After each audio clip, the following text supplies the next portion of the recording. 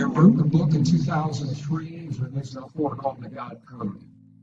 What I did was I followed the instructions of a 3,000-year-old sacred text that had only been translated into English once. It's a Hebrew text called the Sefer Yetzirah, the Book of Creation.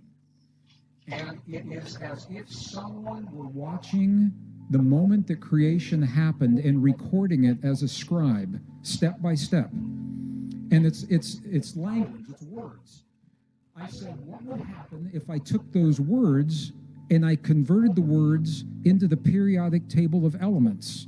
So rather than taking fire and water and air and earth to make a human, what if we took, and there's a logic to this, what if we took hydrogen, nitrogen, oxygen, and carbon?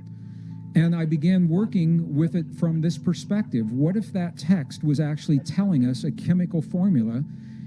And if that's true, it means that the DNA in our bodies can literally be read like the letters of a page of a newspaper or a book. There is a message in the DNA of all life.